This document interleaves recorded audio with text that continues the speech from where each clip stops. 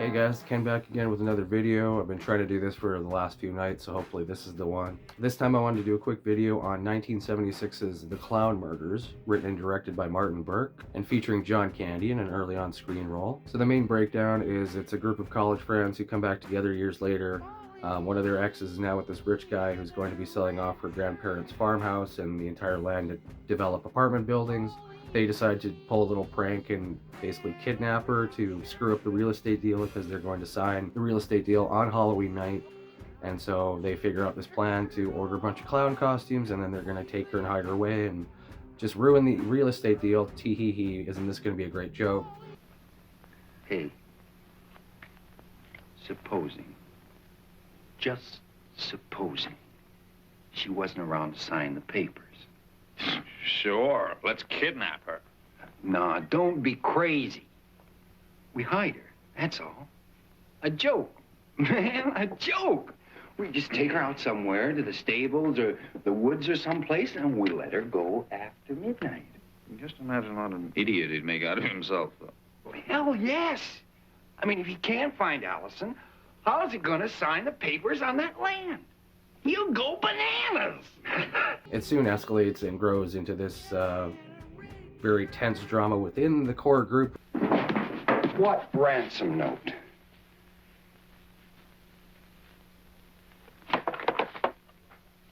You're making a phone call. Add to that a mysterious killer who is amongst them, has taken one of their clown masks and is slowly trying to stalk and kill each of them while they're trying to hide out in the farmhouse. As far as the characters, first you have Charlie, who's just back into town. He's just learned that his ex, Allison, is now with Philip.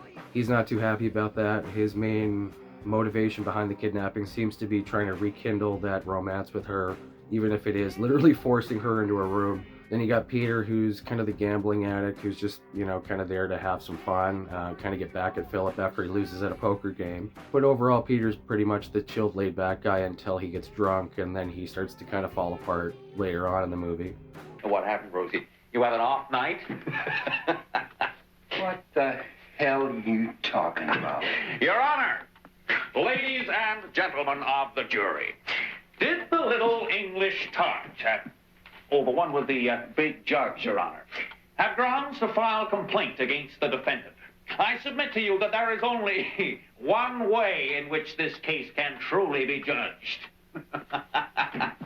And then you have Rosie, who is very much the kind of guy most of us grew up with in high school or junior high, the kind of braggadocious, constantly trying to impress you with his list of all the women he's been with or how much of a man he is and how chicken you are type stuff.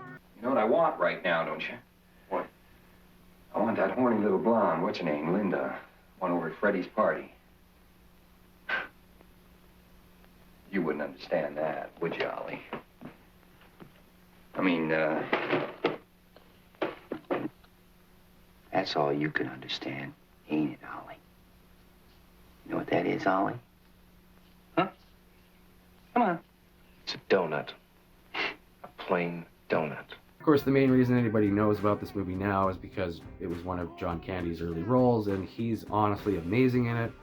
One of his greatest roles. I don't remember him doing a whole lot of drama, especially this type of character in this kind of a movie. So he's really, really awesome. Charlie!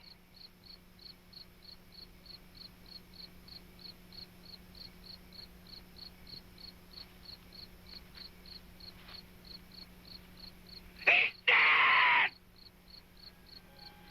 I killed him! And Allison is really the cog caught between these guys and their kind of ongoing battle for matching machismo. When you break it down, a lot of the drama within the group comes down to the fact that they're constantly trying to one-up each other, show up each other, make themselves look better in front of Allison, and then everybody just starts kind of going crazy in their own way.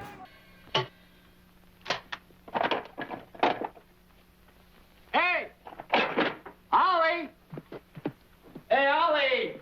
Don't wear her out!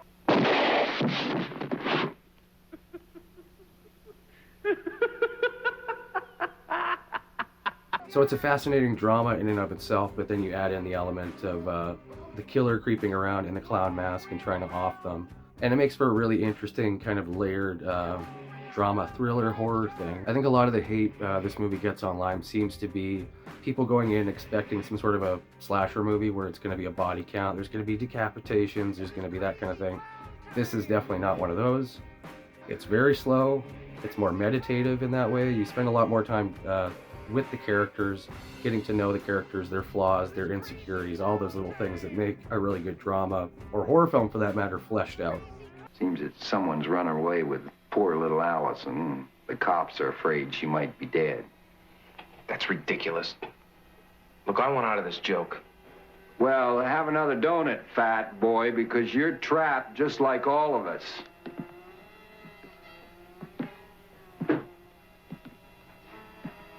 And there's only one way people might never find out. And what's that?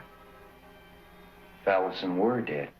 So then by the time the killer does show up, it really does add that level of tension, because even if you hate the characters, there's still that little bit of tension or anxiety of when exactly is the killer going to strike, how are they going to strike, where is the killer, and it's that level of paranoia that enters into the narrative over top of this really well-structured, crazy drama. At this point, it's somewhat well known that this was loosely based on a famous kidnapping case that was in Ontario in 1969. Mary Davis Nels, at the time I think it was Canada's largest manhunt, and made all the papers. There was tons of articles about it. It was big news at the time. One of her ex-boyfriends turned out to be one of the kidnappers, so you can see how that kind of fueled into the overall narrative for the movie. So it's interesting that Martin Burke would choose this story, which kind of at the time really captivated Canada, but would choose to infuse it with the idea of a killer.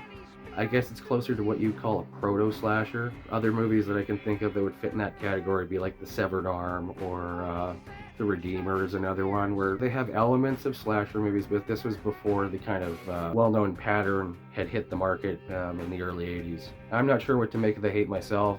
I saw it the first time, I want to say like 7 or 8 years ago. I think it was finally uploaded on YouTube, and then I tracked down a copy of the DVD for cheap. I don't know, it's just, it's a movie that I really, especially now revisiting it recently, I've learned to appreciate even more. There's a lot of aspects to it that I didn't really pick up on before, certain moments. Again, the video master quality is not the best, so it's kind of dark and murky, but I think that also adds to the narrative and adds to the overall atmosphere. You find yourself being pulled in a lot more to try and squint and see what exactly is in the dark. You can just barely see like the guy in the clown mask ducking behind a hay bale. On top of the really well written script and the great direction, what really holds this movie together and adds to that overall atmosphere is the cinematography by Dennis Miller and the score by John Mills Cockell, who of course later went on to do the scores for Terror Train and Humongous, two big Canadian favorites. You know, I could have swore I saw light coming from that window. Yeah, sure, Ollie. It was a light from the refrigerator. Going back to Martin Burke, he's also had an amazing career. You can look him up. He's done some amazing work as a journalist, a documentarian, he's a novelist, he's made other films. One I recently caught the trailer for is The Last Chase with Chris Makepeace, and that looks pretty fun. I would definitely want to check that out at some point. But this was his first narrative feature. He'd previously done a documentary, and it's really interesting that this was, of course, back in the tax shelter era where all kinds of different horror and exploitation movies were being greenlit. So it's interesting that he was assumably given this chance to make a movie, and he went with an adaptation of this very big kidnapping case, but then infusing it with the killer clown aspect. It's really fascinating when you see the collective current clown stuff. You just go on Tubi here and there's just titles for days. Apparently production did not start off very smoothly. There's a story about the first day they're shooting the scene on the polo field, and the producer Christopher Dalton comes up to Martin Burke and says, well, our financing fell through, we're gonna have to shut down. And there's a great photograph of them standing next to each other. The only thing that was left to do was to just laugh, because they already had everything set up. All the actors were there, camera was, I think they possibly had done a couple takes at that point. He ended up convincing Christopher Dalton, like, hey, we're already here, we got the stuff set up, why don't we just continue the day? And Christopher Dalton just kind of went, yeah, you're right. And then later that day they were able to find completely new financing, and then they were able to just continue without even having to stop at all. Peter, go on around and see if you can find a way to unhook this thing. This movie seemed to be dealt a pretty shitty hand from the get-go. It was released in 1976 through Astral Films, only in Canada. One of our few horror exploitation thriller type titles that didn't seem to make that crossover into the States, weirdly enough. I'm not sure how much it made exactly, but it didn't make it to video in the States first until 1985 with the Trans World Entertainment release, the big box and the clamshell. Still trying to get a hold of that one for a decent price. And then up here, we would finally get it on VHS in '87 through Interglobal Home Video, and that's the one I have. And then, of course, there's that great Image DVD that finally came out in 2006 with that amazingly misleading, horribly photoshopped cover. I think before this revisit, I would have put it at, top 20 Canadian horror films. At this point, it's now in my top 10. It's a fascinating little movie, and I think if you give it the chance, it really... You are rewarded if you give it that chance and give it that patience and time. There's a lot of great stuff there. But all in all, this is a movie I think really deserves a second look from a lot of people. It's creepy.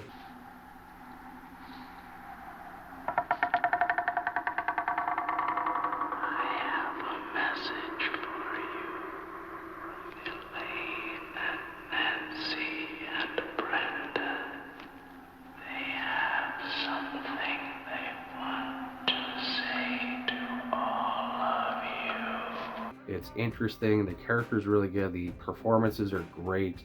What are you doing? Tell him what you done! I'm sorry. Ollie, why don't you just stick to eating your donuts, damn you! My biggest hope would be a company like Vinegar Syndrome or Severin or one of these companies that deal in these kind of obscure cult films. I don't even know if any prints exist anymore, if anybody could find the negative, or I couldn't even begin to figure any of that out. So hopefully somebody out there has a print in their collection that can be cleaned up properly to get some sort of better release out there for this movie at some point. But I've probably rambled enough. Go check out Clown Murders, it's really great. Until next time guys, thanks for watching and see you next time. Da da da da da.